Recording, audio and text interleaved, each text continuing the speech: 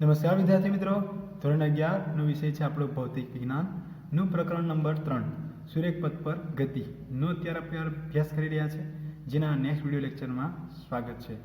આ વિડીયો લેક્ચરમાં આપણે ખૂબ જ અગત્યની એવી થિયરી ભણવાના છે, જેનું નામ અત્યારે હું તમને કહું છું તો કે છે સુરેખ પથ પર ગતિના સમીકરણો.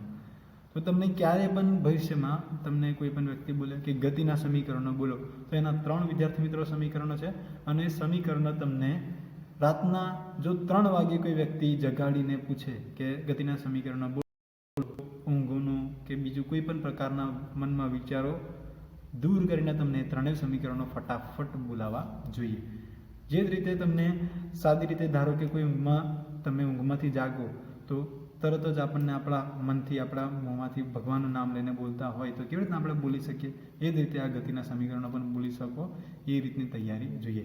આ જ સમીકરણો વિદ્યાર્થી મિત્રો તમે ધોરણ 9માં પણ અભ્યાસ કરી શક્યા છો, પરંતુ તે સમયે તમને કદાચ એટલી વ્યવસ્થિત રીતે ખ્યાલ હોય જ નહીં કે આ ગતિના સમીકરણો એ વિજ્ઞાન જગતમાં ખૂબ જ અગત્યના અને ખૂબ જ બહોળા પ્રમાણમાં ઉપયોગ થયેલા છે. પરંતુ અત્યારે વિદ્યાર્થી મિત્રો હું તમને ખાસ એ પણ સમજાવીશ કે કેટલી જગ્યાએ અને ક્યાં આ ગતિના સમીકરણો ઉપયોગમાં લેવામાં આવતા હોય છે. ઘણા બધા નાના મોટા કોયડાઓથી લઈ ઘણા બધા નાના મોટી થિયરીઓ કે ઘણી બધી ગતિ વિજ્ઞાનના અભ્યાસમાં કે ઘણા બધા મિકેનિક્સના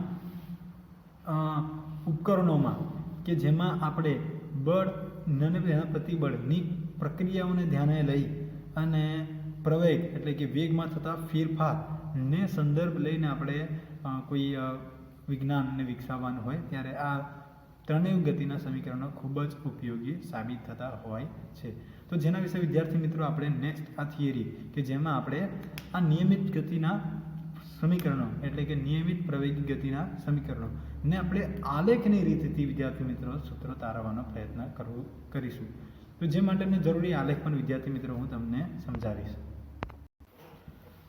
તો વિદ્યાર્થી મિત્રો જે માટેનો જરૂરી આલેખ માટે આપણે આલેખ સમય વિરુદ્ધ વેગનો દોરીશું. તો આ જે છે વિદ્યાર્થી મિત્રો એક્સ અક્ષ લઉં છું, ઉપર તરફની દિશામાં એક બીજી વિદ્યાર્થી મિત્રો અક્ષ હું લઉં છું વાય અક્ષ. તો આ જે છે વાય અક્ષ અને વાય અક્ષ અત્યારે વિદ્યાર્થી મિત્રો ઉગમ બિંદુ ઓ ની સાપેક્ષે હું દર્શાવું છું. એક્સ અક્ષની દિશામાં મારે સમય લેવો છે, એક્સ અક્ષની દિશામાં મારે લેવો છે સમય એટલે કે ટી, અને જે વાય અક્ષ છે એ દિશામાં મારે લેવો છે વેગ લેવો છે. શું લેવો છે મારે? વેગ. સોરી વિદ્યાર્થી મિત્રો, સારી રીતે દર્શાવે એ પ્રમાણે વેગ. તો વી કંઈક આ પ્રમાણે વિદ્યાર્થી મિત્રો દર્શાવવાનો છે કે જો વી દર્શાવી શકો છો, પરંતુ જો તમે આ પ્રમાણે દર્શાવશો તો એ વી નથી પરંતુ એ યુ થશે. અથવા તો તમારે નાના સ્મોલમાં વી આ પ્રમાણે દર્શાવે, કેપિટલમાં વી આ પ્રમાણે દર્શાવાશે. કેટલાક વિદ્યાર્થીઓ યુ અને વીને દર્શાવવાની રીત થોડા અબળી રીતે દર્શાવે છે, જેથી વી અને યુ વચ્ચેનો તફાવત સમજાતો નથી. હવે ધારો કે કોઈ પદાર્થ વિદ્યાર્થી મિત્રો કોઈ પદાર્થને ધ્યાને લઈને આપણે આ થિયરીનો શરૂ કરીશું.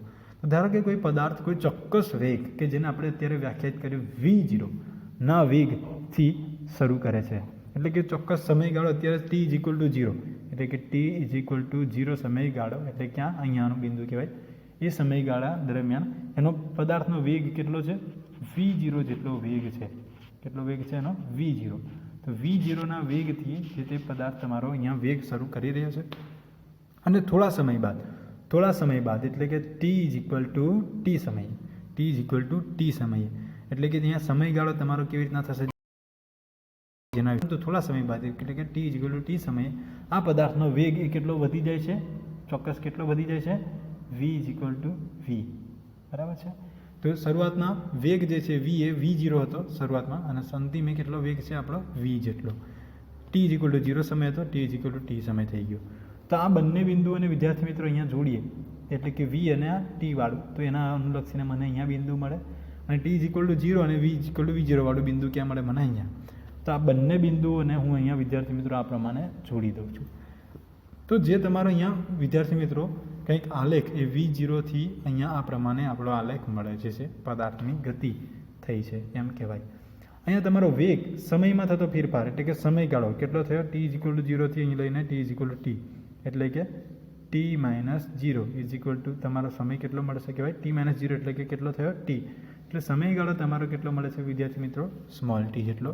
એ જ રીતે વેગમાં થતો ફેરફાર, શરૂઆતનો વેગ છે v0, અંતિમ વેગ જે છે એ કેપિટલ v છે. શરૂઆતનો વેગ v0, અંતિમ વેગ છે એ કેપિટલ v છે. એટલે કે વેગમાં થતો ફેરફાર અંતિમ વેગ માઇનસ પ્રારંભિક વેગ. તો જે આલેખ આ જે સમાંતર રેખા અહીંયા મેં દોરી દઉં છું વિદ્યાર્થી મિત્રો, તો આ જે છે એ પણ તમારું v0 નું મૂલ્ય જ તમને દર્શાવે છે. આ જે છે એ v નું મૂલ્ય દર્શાવે છે. તો આ જે તફાવત જે છે અહીંયાથી અહીંયાનો તફાવત એ તમારો કેવી રીતે તમે દર્શાવી શકશો? v માઇનસ v0 વડે તમે દર્શાવી શકો છો. તો આ જ રીતે વિદ્યાર્થી મિત્રો આ જે પોર્શન જે છે એ v માઇનસ v0 થશે. અહીંયાથી અહીંયાની લંબાઈ જે અહીંયા આપણે દર્શાવી છે એ જ, એટલે કે કેટલી થશે? t બરાબર થશે. તો ભૌમિતિક પરિસ્થિતિ અહીંયા જોવા મળતી હોય છે. હવે અહીંયા આપણે શું કરવાનું છે વિદ્યાર્થી મિત્રો? પ્રવેગને વ્યાખ્યાયિત કરવાનો છે. શાને વ્યાખ્યાયિત કરવાનો છે? પ્રવેગ. જે માટે અત્યારે વિદ્યાર્થી મિત્રો પ્રવેગ બરાબર શું થાય? વેગમાં થતો ફેરફાર ભાગ્યા સમય. એટલે કે એને ફરી વાત કરીએ તો વેગમાં થતો ફેરફાર એટલે કે વીમાં થતો ફેરફાર એટલે કે ડેલ્ટા વી, અને ભાગ્યા સમયમાં થતો ફેરફાર એટલે કે ડેલ્ટા ટી. આ પ્રમાણે વિદ્યાર્થી મિત્રો એને વ્યાખ્યાયિત આપણે કરતા હોઈએ છીએ. તો વેગમાં થતો ફેરફાર એટલે અહીંયા આપણી પરિસ્થિતિમાં તમે શું જોયું? વેગમાં થતો ફેરફાર v માઇનસ v0, અને સમયમાં થતો ફેરફાર એટલે આપણે શું જોયું છે વિદ્યાર્થી મિત્રો? t minus 0. આ પ્રમાણે આપણે લીધું હતું. તો જેને આપણે આગળ વધાવીએ તો v માઇનસ v0 ના છેદમાં t માઇનસ 0 એટલે શું લખાશે? t into a. હવે આ t જે છે એ ભાગાકારમાં છે અહીંયા, અને એને જો બીજી બાજુમાં લઈ જાઉં તો ક્યાં આવશે? ગુણાકાર. આ તરફ હું લખતો જ નથી, અહીંયા શું લખી દઉં છું? એની સાથે t આ પ્રમાણે લખી દઉં છું વિદ્યાર્થી મિત્રો. હવે આ પ્રમાણે અહીંયા જોઈ શકો છો v ઇક્વેશન અંતિમ વેગ જે છે એ અંતિમ વેગને મારે શોધવો હોય તો આ તરફના ભાગમાં આ v0 જે છે એ માઇનસ છે, જેથી એને મારે બીજી તરફ લઈ જવું હોય તો એ અહીંયા માઇનસ છે, તો બીજી તરફ એટલે બરાબરની આ તરફ એ ટી સાથે લઈ જાઉં તો એ શું થઈ જશે? પ્લસ થઈ જશે. એટલે મારી ઇક્વેશન શું બનશે? આ v આ તરફ રહ્યા દઉં છું, આ માઇનસ v0 વાળું જે પદ છે એ આ તરફ લઈ જાઉં છું, એટલે કે આ બીજી તરફ લઈ જાઉં છું. તો v0 પ્લસ એટી આ પ્રમાણે દર્શાવવું પડશે. તો જે તમારું v equal to v0 plus A T આ પ્રમાણે સમીકરણ થઈ જાય છે વિદ્યાર્થી મિત્રો. જે સમીકરણ અત્યારે ઉપર તરફ લખી દઉં તો શું થશે? v equal to v0 plus A T. તો આ જે સમીકરણ છે નિયમિત પ્રવેગી ગતિના સમીકરણોમાંનો પહેલા નંબરનું આપણું સમીકરણ છે. તો જે પહેલું સમીકરણ છે શું છે? v equal to v0 plus A T. v equal to v0 plus A T. કેટલાક વિદ્યાર્થી મિત્રોને અત્યારે પણ આ પ્રમાણે અંગ્રેજીમાં બોલવામાં કદાચ તકલીફ થતી હશે. ઇઝ ઇક્વલ ટુને તમારે બરાબર બોલવાનું નથી, પ્લસને આપણે વત્તા બોલવાનું નથી, બધાને આપણે અંગ્રેજીમાં જ અત્યારે ઉચ્ચારણ કરવાનું રહેશે. અને તમને જ્યારે પણ હું પૂછું કે કોઈ પણ બીજા શિક્ષકો પણ તમને પૂછે, ક્યારેક બહારથી કોઈ ચેકિંગ માટે પૂછવામાં આવે ત્યારે પણ તમારે આ સમીકરણ બોલાતું હોવા જોઈએ. તો જે સમીકરણ આ પ્રમાણે બોલાય v equal to v0 plus A T. તમને જો આ પ્રમાણે બોલવામાં તકલીફ પડતી હોય તો આ વિડીયોને પ્લાઉઝ અને પ્લે કરીને ફરીથી વારંવાર જોઈને પણ તમારી રીતે બોલવાનું શીખી શકો છો. હવે ત્યાર પછી વિદ્યાર્થી મિત્રો આપણે બીજા સમીકરણ તરફ જઈએ. તો બીજું સમીકરણ એ શું સૂચવે છે? જે આપણે આખો આપણે આલેખ અત્યારે વિદ્યાર્થી મિત્રો ભણી ગયા છે. આલેખની રેખાની વાત કરીએ તો આલેખની રેખા ક્યાંથી v0થી શરૂ કરીને અહીંયા સુધી જાય છે. તો એના વડે x અક્ષ સુધી, ધારો કે અહીંયા x અક્ષ પર આ પ્રમાણે એનો પડછાયો દોરીએ તો અહીંયા સુધી થાય. તો એના વડે ઘેરાતો પડછાયો કેટલો થયો કહેવાય? કુલ આખો અહીંયાથી આટલો જે વિસ્તાર છે એ x અક્ષ વડે ઘેરાતો પડછાયો થયો કહેવાય. તો આ x વડે ઘેરાતો પડછાયો એટલે કે આખો આ ભાગ કે જેનું ક્ષેત્રફળ શું લેવાનું છે આપણે? ક્ષેત્રફળ. અહીંયા લખી દઉં છું વિદ્યાર્થી મિત્રો, ક્ષેત્રફળ. હજી ઉપર નથી લખું જેથી તમને વધુ સારી રીતે ખ્યાલ આવે. ક્ષેત્રફળ. તો એના વડે ઘેરાતું જે ક્ષેત્રફળ જે છે એ ક્ષેત્રફળ એ તમારું અહીંયા સ્થાનાંતર થશે. શું થશે? એ ક્ષેત્રફળ સ્થાનાંતર થશે કે પદાર્થે કેટલું સ્થાનાંતર કર્યું છે. અને સ્થાનાંતરને આપણે જનરલી x માઇનસ x0 કે x વડે દર્શાવતા હોઈએ છે. સ્થાનાંતરને દર્શાવતા હોઈએ છે. એટલે કે ધારો કે અહીંયાનું બિંદુ x જેટલું હોય અને અહીંયા x0 હોય અને x વડે પહોંચ્યું તો એના અનુલક્ષીને આપણે x માઇનસ x0 આ પ્રમાણે દર્શાવતા હોય છે. તો x માઇનસ x0 અહીંયા વિદ્યાર્થી મિત્રો અત્યારે શરૂઆતમાં જ હું લખી દઉં છું કે જેથી તમને ખ્યાલ આવે. તો શું છે? આલેખ વડે ઘેરાતું ક્ષેત્રફળ એ તમારું શું થાય છે? સ્થાનાંતર, જેને આપણે શું દર્શાવીએ છીએ? x માઇનસ x0 વડે દર્શાવીએ છીએ. હવે ફરીથી આપણે આકૃતિમાં વિદ્યાર્થી મિત્રો જોઈએ. અહીંયા આકૃતિ જુઓ તમે, એ ત્રિકોણાકાર છે? નથી. લંબચોરસ છે? નથી. ચોરસ છે? નથી. આપણને આકૃતિ વ્યવસ્થિત આકારની દેખાતી નથી. તો આપણે શું કરવાનું, એ આકૃતિના ટુકડા પાડી દેવાના અને એને એક વ્યવસ્થિત આકાર બનાવવાનો. તો જે માટે વિદ્યાર્થી મિત્રો હું શું કરું છું કે અહીંયાથી એક રેખા આ એક્સ અક્ષને સમાંતર આ પ્રમાણે દોરું છું. તો હવે તમે જોઈ શકો છો, જુઓ નીચે તરફનો જે ભાગ જે છે એ કેવો છે, તમારો ચોરસ થઈ ગયો. નીચે તરફનો ભાગ ચોરસ થઈ ગયો અને ઉપર તરફનો ભાગ જે છે તમે જોઈ શકો છો વિદ્યાર્થી મિત્રો કેવો થઈ ગયો, ત્રિકોણ. કેવો થઈ ગયો, ત્રિકોણ. તો બે આપણને ભાગ મળે છે. એક કયો ભાગ મળ્યો છે વિદ્યાર્થી મિત્રો, અહીંયા હું આ તમને વ્યવસ્થિત સાઈડમાં લખી દઉં છું v-v0. તો કયા કયા બે ભાગ થઈ ગયા વિદ્યાર્થી મિત્રો, એક ત્રિકોણ અને એક લંબચોરસ. આ બંનેનું કુલ ક્ષેત્રફળ, એટલે કેવું થશે તમારું, આ પ્રમાણેનો આકાર, તમારો જે ભૌમિતિક આકાર તમે જોઈ શકો છો એનું ક્ષેત્રફળ આપણું થઈ જાય છે. તો જેમાં આ બાજુની લંબાઈ એ કઈ છે, t. આ બાજુની લંબાઈ કઈ છે, v-v0. તો ત્રિકોણનું ક્ષેત્રફળ, જેને અત્યારે વિદ્યાર્થી મિત્રો લખીએ આપણે, તો પહેલાં ક્ષેત્રફળ કોનું, ત્રિકોણનું ક્ષેત્રફળ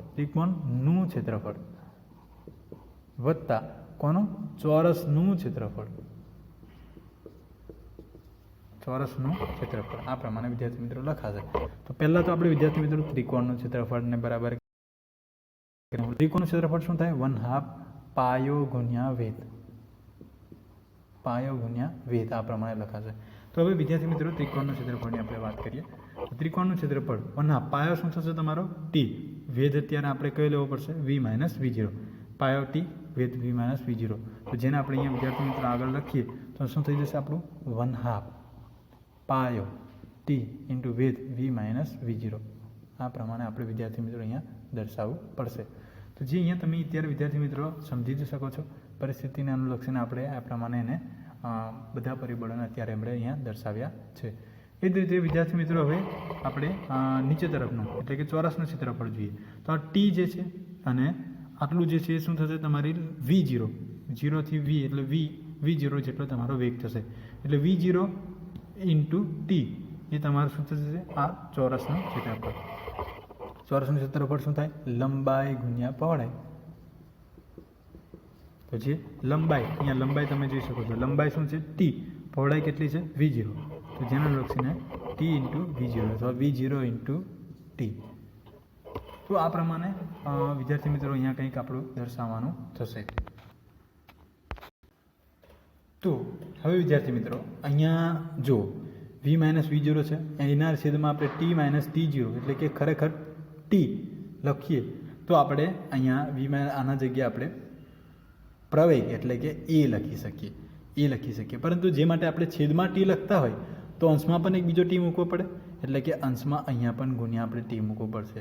તો t વડે અહીંયા ગુણ્ય છે ને t વડે અહીંયા ભાગ્ય છે, બંને આપણે કર્યું છે એમ કહેવાય. તો 1/2 આ t ઇન્ટુ આ t એટલે કેટલા થઈ જશે, t² થઈ જશે. અને આ આખાની જગ્યાએ હવે આપણે શું લખી શકું, એ લખી શકીશું વિદ્યાર્થી મિત્રો. તો v0 ઇન્ટુ t તો આ બાજુમાં પ્લસ છે જ. હવે જેને આપણે અહીંયા શું લખ્યું છે, x - x0. આ શું છે તમારું અત્યારે આ સ્થાનાંતર છે, એટલે કે તમારું સમીકરણ કંઈક આ પ્રમાણે થશે.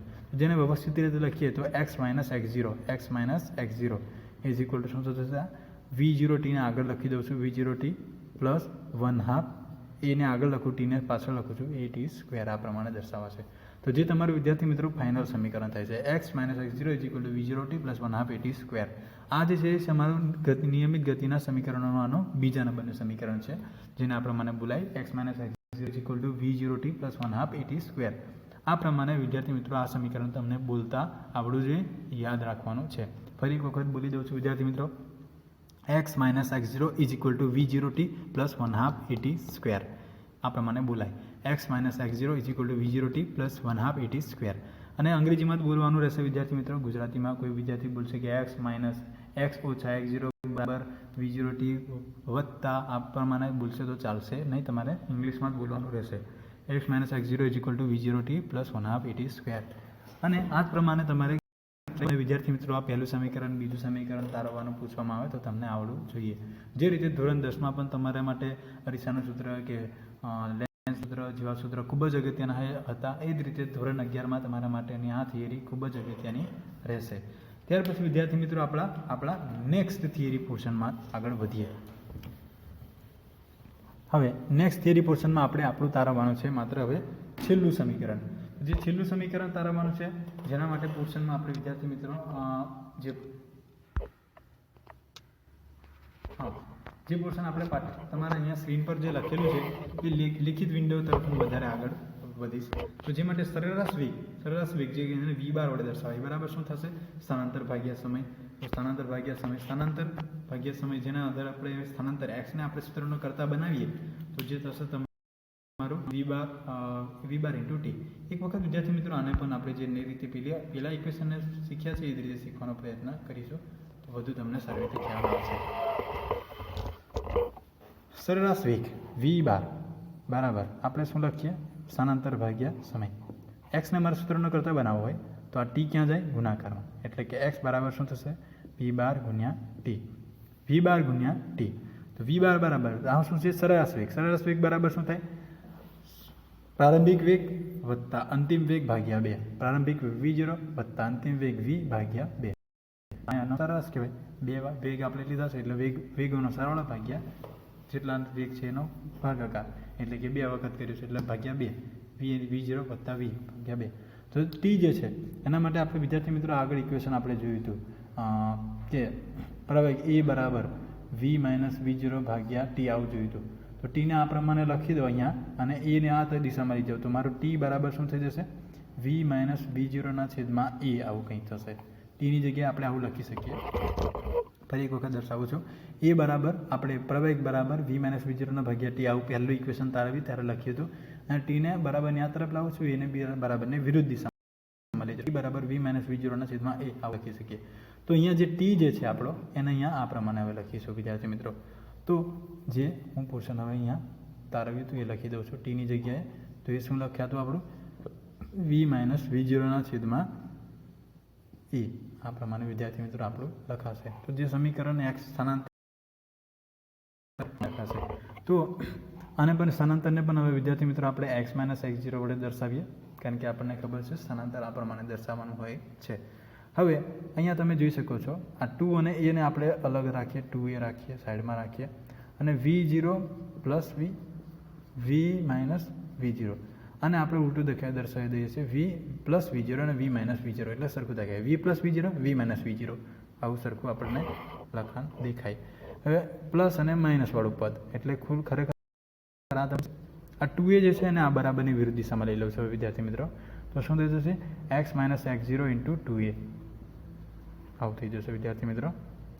x minus x0 into 2a અને આ તરફ શું થઈ જશે?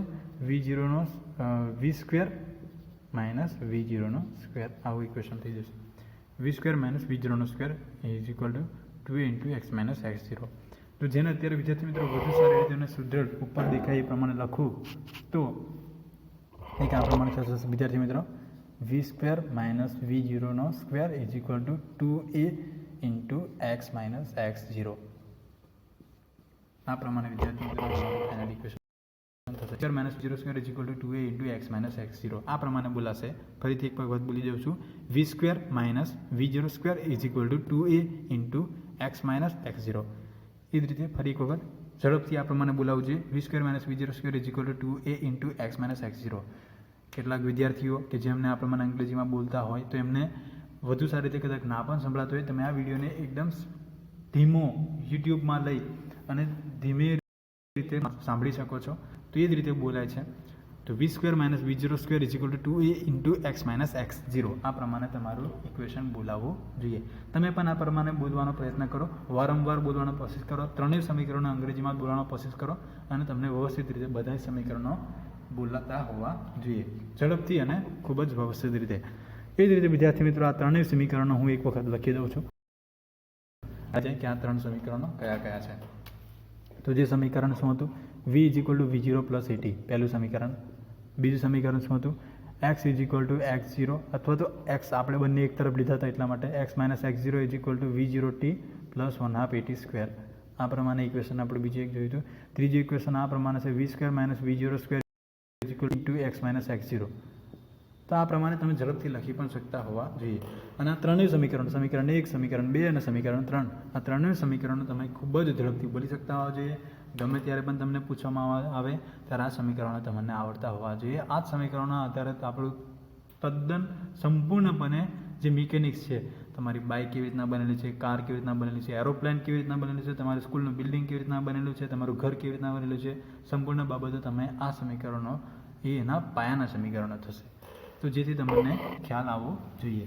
એ જ સાથે વિદ્યાર્થી મિત્રો આ થિયરી અહીંયા પૂર્ણ થાય છે, પરંતુ આપણે એના લેખિત મુદ્દાઓ જે છે એને પણ આપણે હવે ધ્યાને લઈને તમને સમજાવવાનો પ્રયત્ન હું કરીશ. તો આપણી થિયરી જે પ્રમાણે અહીંયા સ્ક્રીન પર તમને દેખાય છે એ પ્રમાણે, તો જે થિયરી કંઈક આ પ્રમાણે છે. નિયમિત પ્રવાહી ગતિ માટેના સમીકરણો આલેખની રીતે મેળવો. આકૃતિમાં નિયમિત પ્રવાહી ગતિ કરતા પદાર્થનો આલેખ દર્શાવ્યો છે. જે તે આલેખ આપણે અહીંયા તમને દર્શાવેલો છે, જે તમે અહીંયા જોઈ શકો છો.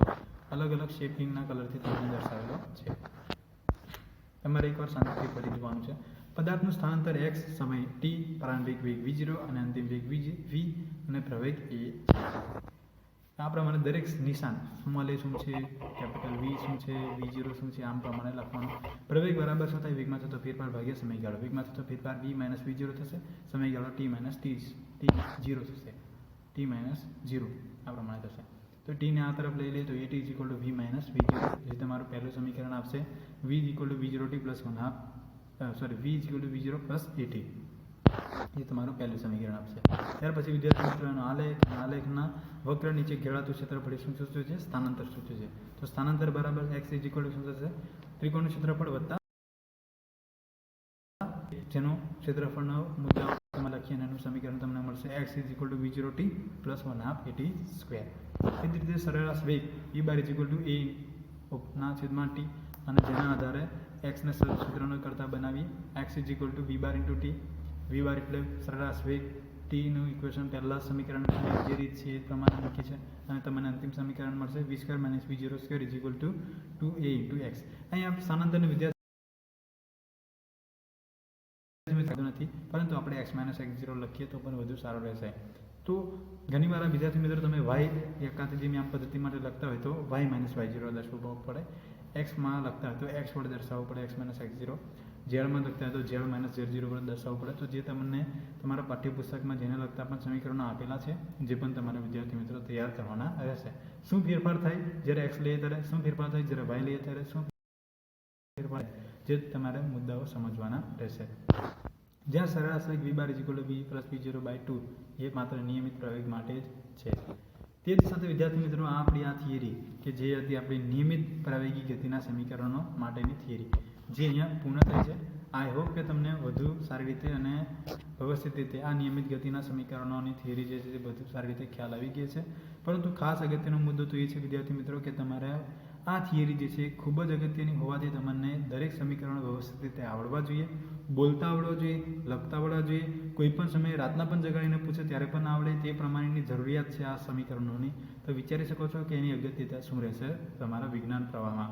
આ સમીકરણો તમે અત્યારે 11-12ના લેવલ તો ઠીક, પરંતુ તમે કોલેજમાં ભણવા જાઓ, માસ્ટર્સ ભણવા જાઓ કે આગળ કોઈ પણ અભ્યાસ કરો ત્યારે પણ આ સમીકરણો ભણવાના જ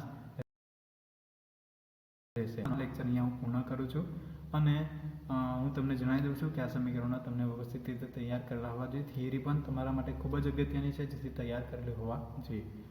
તો વિદ્યાર્થી મિત્રો આજનો લેક્ચર અહીંયા આપણે પૂર્ણ કરીએ છીએ. અસ્તુ.